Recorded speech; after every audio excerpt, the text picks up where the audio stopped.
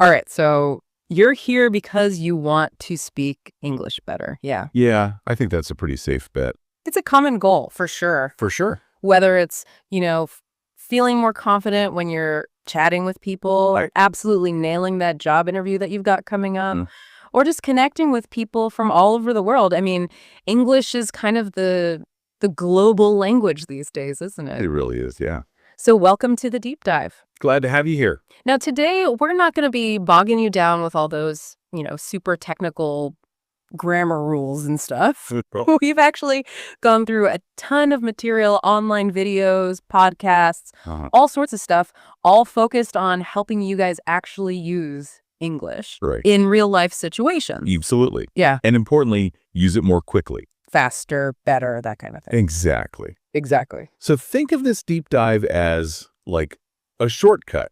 Mm-hmm. We've taken all this advice, distilled it down to the good stuff.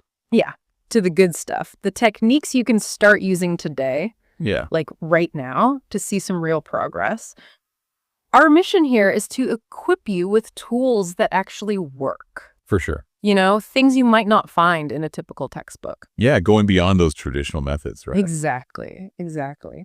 So, you ready to dive in? Let's do it. Okay, so one thing that we saw over and over in pretty much all the sources we looked at is this idea of speaking right from the get-go. Start talking, basically. Yeah, like as soon as you can. It might seem a bit counterintuitive. Like you might think, oh, I need to learn a bunch of rules first. Right.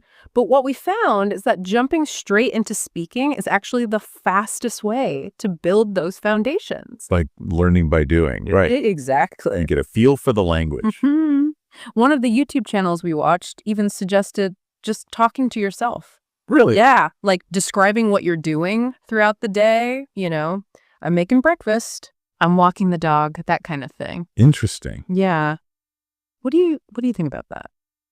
It makes sense when you think about it. It helps your brain and your mouth kind of like work together. Coordinate. Yeah, coordinate in a new way, It's like, it's not just about knowing the words anymore. It's about actually like physically making the sound. Exactly, yeah. It's almost like training your muscles, but for speaking. Right, like your tongue and your lips and everything. Exactly. And the earlier you start, the better, I think. I agree. And while it might feel a bit silly at first, like narrating your morning routine to the bathroom mirror. Sure, yeah. A lot of the sources highlighted how valuable it can be to actually record yourself speaking English.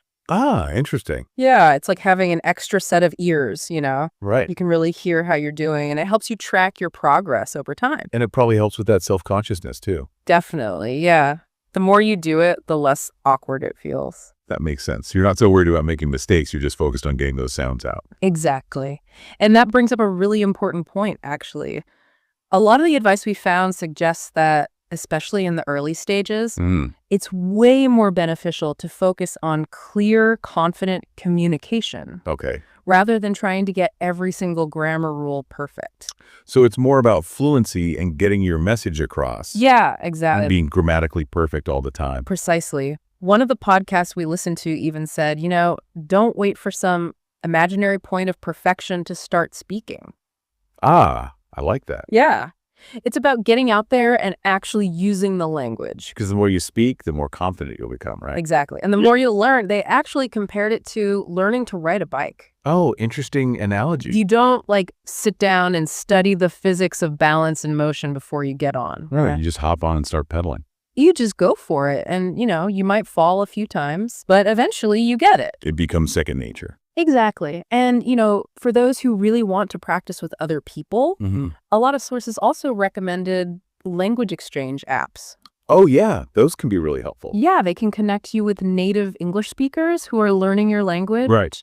And you can kind of help each other out. Yeah. It's a win-win situation. Definitely. So we've got speaking right from the start. Chat. That's key. Absolutely. Now, building on that idea of active engagement, the next technique we saw a lot of emphasis on was copying native speakers. Ah, like mimicking. It's called shadowing. Shadowing. Okay. And it's actually a lot more powerful than it might sound at first. Really? Yeah. It's about getting a feel for the rhythm, the intonation, the natural flow of English. Okay. So The way it works is you take a short clip of English audio or video, maybe 20, 30 seconds, something like that. It could be from YouTube, a podcast, even like a scene from a TV show. Oh, okay. So something you find interesting. Exactly. Something you enjoy watching or listening to. Got it. And then you basically try to imitate the speaker as closely as possible. So not just the words themselves. No, it's much more than that. You want to copy their tone of voice, their pace, even little things like their accent. Wow, that's really detailed. It is, but that's where the magic happens, you know? It's not about changing your voice completely. It's about training your ears and your mouth to really understand and reproduce those natural patterns of English speech. Ah, so you start to internalize those patterns, like subconsciously. Exactly. One source we came across even shared a story about using sitcoms like Friends for shadowing. Friends. Interesting choice. Yeah, because the language is so conversational, you know? It's like you're hanging out with friends and practicing at the same time. So it doesn't feel like work. Exactly. And, you know, if we think about the bigger picture of language learning, it's all about immersing yourself in the language, surrounding yourself with it. And shadowing is a way to take that passive listening, like watching a show, and make it super active. You're really engaging with the language, not just absorbing it passively. Precisely. So you're listening carefully, and then you're repeating, trying to match everything. The sounds, the pauses, the emphasis. It's like a workout for your English skills. Like a language gym. Exactly. Okay, so we've got, speaking from day one, Yep. we've got shadowing. What's the next key ingredient for faster improvement? Well, the next really crucial concept that kept coming up is learning English in phrases, not just individual words. Oh, yeah, this was a big one. It might seem like a small change, Right. but it can make a huge difference in how naturally you speak. It's like English isn't just a bunch of separate words you got to string together. No, it's more about the flow, the chunks of language that naturally occur together. Yeah. So instead of just memorizing a single word like happy, the advice is to learn whole phrases like, I'm so happy to see you, or that makes me really happy. Okay, I see. So you're learning how those words are actually used in context. Exactly. And you're automatically absorbing the grammar and the word order without even thinking about it. You're not getting bogged down in the rules. We're just learning the natural way to say things. Yeah, it's like you're downloading these ready-made chunks of English that you can then use in different situations. Like building blocks for fluent speech. Exactly. One of the sources even specifically contrasted this with, like, using flashcards to just memorize isolated words. Oh, yeah, that could be pretty ineffective. Yeah, you might know what a word means, but that doesn't mean you know how to actually use it in a sentence, right? It's like knowing the ingredients for a cake, but not having the recipe. Perfect analogy. So learning phrases gives you that recipe, that context. It shows you how words naturally fit together. And when you think about it, that's how native speakers talk, right? Yeah, these common phrases and expressions all the time. Exactly. So by learning those phrases, you're bypassing that whole mental translation process. You're not constantly translating word for word in your head. Which can make you sound hesitant and unnatural. Right. It can really slow you down. So instead of learning good morning, you learn good morning. How are you doing today? Okay, so you're building up a library of these ready-to-use phrases. Exactly. Especially common everyday phrases that you hear all the time. That's really practical advice. Now let's talk about technology. Ooh, yes. Technology is a game changer for language learning, isn't it? Absolutely. There are so many amazing resources available, and many of them are completely free. Yeah, it's incredible. A lot of the sources we looked at specifically mention apps like Duolingo and HelloTalk. Oh, yeah, I've heard of those. Yeah, they offer different approaches to learning. Right. From structured lessons to actually connecting with native speakers. So you can practice with real people. Exactly. But it goes beyond just apps, you know? One of the coolest tips we came across was to simply change the language settings on your phone or your Netflix account to English. Oh, that's a great idea. Yeah, it's like sneaky language learning. Like passive immersion. Exactly. You're just going about your day, but you're still being exposed to the language. And you're picking it up naturally. There was another super practical tip. Talking to your voice assistant in English. Your voice assistant, like Siri or Alexa. Yeah. It's a low-pressure way to practice speaking. Right. because you're not worried about being judged by a real person. It's just you and the machine. Exactly. And it forces you to think on your feet a bit. Ah, that's good. Because you have to come up with the words in real time. So it helps you to think in English, which I think is something we'll talk about later. Definitely. Okay, so we're speaking from day one. We're shadowing native speakers. We're learning phrases. And now we're using technology to our advantage. Sounds like a solid plan so far. What's next? Well, the next crucial element, and one that a lot of learners struggle with, is embracing mistakes. This is so important. It is. Because everyone makes mistakes when they're learning something new, right? Especially with languages. Exactly. But it's how you react to those mistakes that really matters. One of the YouTube channels we watched even called Mistakes Your Best Teacher. Oh, interesting. I like that. Yeah. Because it's through those mistakes that you identify what you still need to work on. Right. They show you where the gaps in your knowledge are. Exactly. And what's really encouraging is that most native English speakers prioritize understanding over perfect grammar. So they care more about what you're trying to say than whether you're using the perfect tense or whatever. Exactly. A few minor grammatical errors won't stop them from understanding you. They probably won't even notice half the time. Probably not. One of the sources told this funny story about accidentally saying, "I'm so starving," when they meant to say, "I'm so excited." Oh, I could see how that could happen. Yeah, but they laughed it off. Good. And it actually helped them to remember the correct phrase in the future. It's like those funny mistakes stick in your mind. They do. So the message here is, don't be afraid to make mistakes. Yeah, don't let the fear of messing up stop you from speaking at all. Laugh at yourself, learn from it, and keep going. Mistakes are proof that you're learning and trying. Exactly. Now, building on that idea of not being afraid to make mistakes, Okay. the next key strategy we saw emphasized was thinking in English. Okay. This is a bit more advanced, isn't it? It is, yeah. But it can really take your fluency to the next level. Because you're bypassing that translation step, right? Exactly. So instead of hearing something in English, translating it into your native language in your head, and then back into English to speak. Yeah, that's a lot of back and forth. You're aiming to have your thoughts form directly in English. So you're literally thinking in English. Exactly. One of the sources recommended a really simple exercise. Try describing your day to yourself in English. Okay. So instead of thinking, I need to go to the store later in your native language, you'd think, I need to go to the store later in English. Even simple things like that. Yeah, even the simplest things. It might seem like a small change.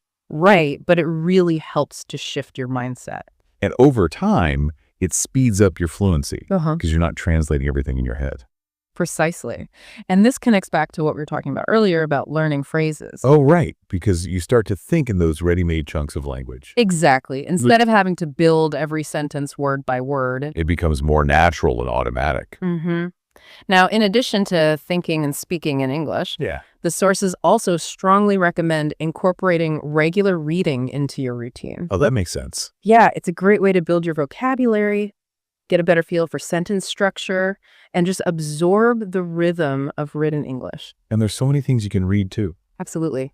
The advice was to start with things that feel accessible to you. So like children's books, news articles written for language learners. Okay, so you don't feel overwhelmed. Exactly. And then as you get more confident, you can gradually challenge yourself with more complex materials like blogs, short stories, even novels. So you're constantly pushing yourself to learn new things. Exactly. And it's not just about passively reading either. A lot of the sources recommended highlighting new vocabulary words. Oh, yeah, I do that sometimes. Yeah. And then trying to actually use those words in your own speaking or writing. That helps to really cement them in your memory. It does. So reading is a really valuable tool for English learners. Definitely. And it can be really enjoyable too. Absolutely. Especially if you're reading about things you're actually interested in. Right. Don't force yourself to read something you hate just because you think it's good for you. Now, speaking of enjoyment, let's talk about making the whole learning process fun. Ooh, yes. Learning shouldn't feel like a chore, right? Exactly. If you're not having fun, you're much less likely to stick with it. So what kind of fun activities do the sources suggest? Oh, tons of things. Singing along to English songs was a popular one. Oh, yeah. Music is a great way to learn. It is. And you can even look up the lyrics online so you can understand what you're singing. That's a good tip. Yeah. What else? Watching English TV shows and movies was another common suggestion. Oh, I do that already. You do? Perfect. You can start with subtitles Mm-hmm. and then gradually try watching without them as you get more comfortable. That's a good way to challenge yourself. It is.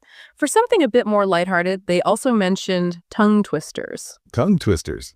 Like she sells seashells by the seashore. Exactly. They're great for practicing pronunciation and articulation. It's a fun way to work on those tricky sounds. It is. And of course, there are always word games. Oh, yeah, like Scrabble or Wordle. Yeah, those are classic. They're great for expanding your vocabulary and having fun at the same time. So the key takeaway here is to find ways to make English learning enjoyable. Exactly. It should be something you look forward to, not something you dread. Now, for the final and perhaps most important piece of advice. Okay, drum roll. Consistency is absolutely essential. Oh, this came up in every single source we looked at. It did.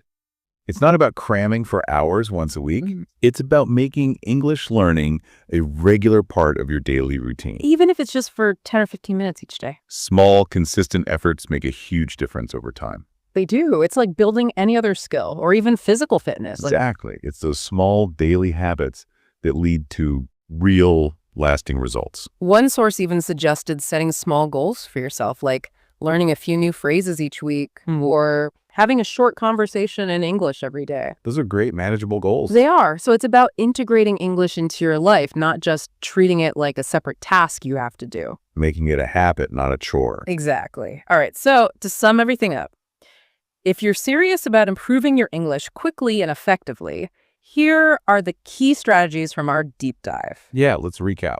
Speak from day one. Don't be afraid of making mistakes.